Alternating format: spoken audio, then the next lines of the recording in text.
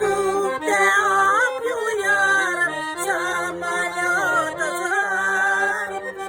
Behri anayılma balar kusar. Dostlar başımda dağın köründe. İbreler dokanları benim gönlümde. Dostlar başımda dağın köründe. İbreler dokanları benim gönlümde.